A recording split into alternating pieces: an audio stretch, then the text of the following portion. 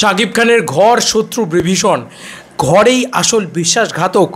Hey guys, welcome to my channel. আমি মনোজার। এখন আমরা কথা বলবো হচ্ছে মেগাস্টার শাকিব খানকে নিয়ে এবং শাকিব খানের বরবাদ ছবিটাকে নিয়ে। দেখো, বরবাদ ছবির মাল্টিপ্লেক্স কালেকশন দারুণ আসছে। এক্স্যাক্ট বক্স অফিস কালেকশন বলা এখন দুষ্কর ব্যাপার হয়ে দাঁড়িয়েছে, প্রেডিকশন করাও দুষ্কর ব্যাপার হয়ে দাঁড়িয়েছে, তাই আমি অনেকটা কমিয়ে এনেছি বলতে পারো। এবার মেন যেটা নিয়ে একটা কথা বলবো, কিছুক্ষণ আগেই বিএমআরের কিছুক্ষণ না অনেকক্ষণ আগেই আর কি বিএমআরের পক্ষ থেকে এই পোস্টটা আসে, পাইরেসি, এবং পাইরেসির পাশে লেখা থাকে যে ঘরের শত্রু বিভীষণ। ইয়েস, আমরা বলি না ঘর শত্রু বিভীষণ, সেই রাবণের ঘর শত্রু বিভীষণ, সেই রামায়ণের ঘর শত্রু বিভীষণ। এবার আমি এই লেখাটা পড়ছি।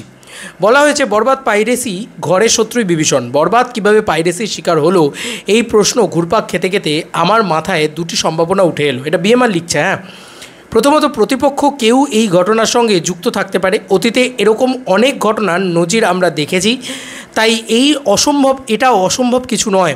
তবে দ্বিতীয়ত যে চিন্তাটি মনে এলো সেটাই এখন সবচেয়ে বেশি গুরুত্ব পাচ্ছে। এটা প্রোডাকশনের অভ্যন্তর সামওয়ান, মানে সংশ্লিষ্ট কাউকে দিয়েই ঘটানো হয়েছে। দুঃখজনক হলেও সত্য, ইনসাইডার সূত্রে পাওয়া তথ্য বলছে বরবাদ পাইরেসি পিছনে সংশ্লিষ্ট কারোর হাত থাকার সম্ভাবনাই সবচেয়ে বেশি। খেয়াল করলে দেখবেন, যখন পাইরেসির ঘটনায় সাধারণ দর্শক ও ফ্যানরা খুব উদ্বেগ প্রকাশ করেছে, তখন প্রোডাকশন হাউস ছিল একেবারেই নীরব। আরও চমকপ্রদ বিষয় হলো, গতকাল প্রযোজক যখন সাংবাদিকদের প্রশ্নের মুখোমুখি হলেন, তখন তিনি দায়সারা কিছু মন্তব্য করে দায় ঝেড়ে ফেললেন। উল্টো তার বক্তব্যে পাইরেসিকে যেন একরকম বৈধতা দেওয়ার চেষ্টা করা হলো।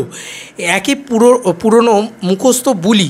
আমি এক্স্যাক্টলি তার বক্তব্য শুনিনি, তাই আমি এইটা জাস্ট পড়ছি, ঠিক আছে। বলি, যেটা পরিস্থিতিকে আরও সন্দেহজনক করে তোলে।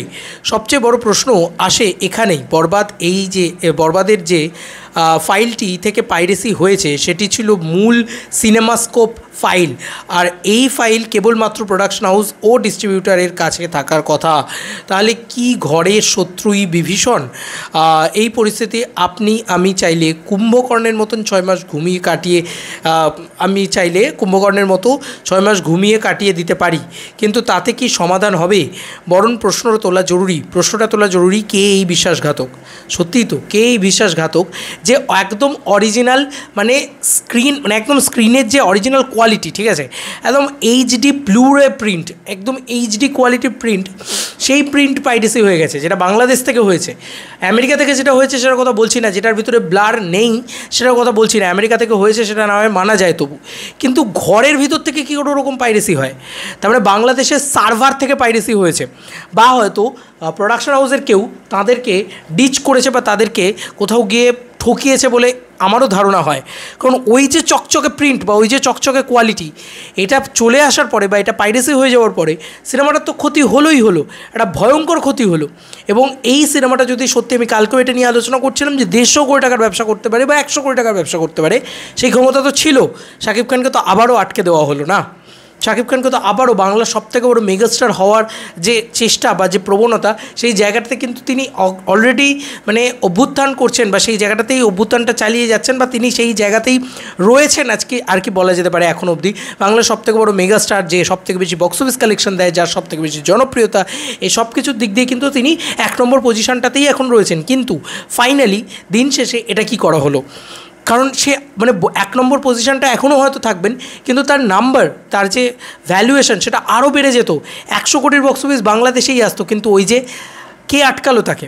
প্রতিদ্বন্দ্বীরা আটকালো, নাকি ঘর শত্রু বিভীষণ ঘরেই কেউ তার শত্রুতা করলো? এটা নিয়ে তোমাদের কি মনে হচ্ছে জানিও কমেন্ট সেকশনে। এটা কিন্তু কখনোই ভালো হলো না, যে বিশেষ করে যেটা বাংলাদেশের এইচডি প্রিন্ট বাংলাদেশের থেকে ভাইরাল হলো বা সার্ভার থেকে, সেটা রীতিমতো পাইরেসি হয়ে গেল।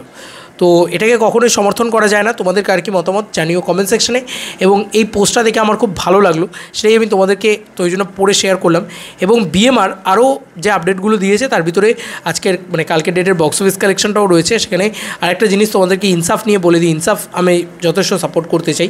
সঞ্জয় সমাদ্দারের ছবি ইনসাফ, সেই ছবির কিন্তু অলরেডি শরীফুল রাজ রয়েছে, সেই ছবির কিন্তু আজকে একটা সন্ধ্যে 7টার সময় আজকে একটা সেকেন্ড লুক আসতে চলেছে। আচ্ছা, বলে রাখি, সব কটা ছবির কিন্তু কালেকশন দিয়ে দেওয়া হয়েছে। একসাথে দিয়ে দেওয়া হয়েছে।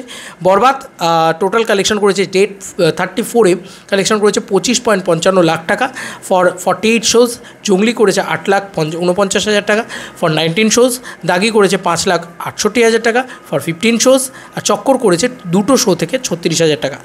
তো ওভারঅল বরবাদের কালেকশন গিয়ে দাঁড়িয়েছে এখন অবধি 13.46 কোটি টাকা, যেটা দারুণ, উইচ ইজ অ্যামেজিং নাম্বার। এটা মাল্টিপ্লেক্স কালেকশনের নাম্বার, তাও ব্লকবাস্টার সিনেমাস বাদ দিয়ে সেটাই যদি ধরি তাহলে অলমোস্ট ধরতেই পারো 15 কোটি টাকার কাছাকাছি একটা মাল্টিপ্লেক্স কালেকশন চলে গেছে।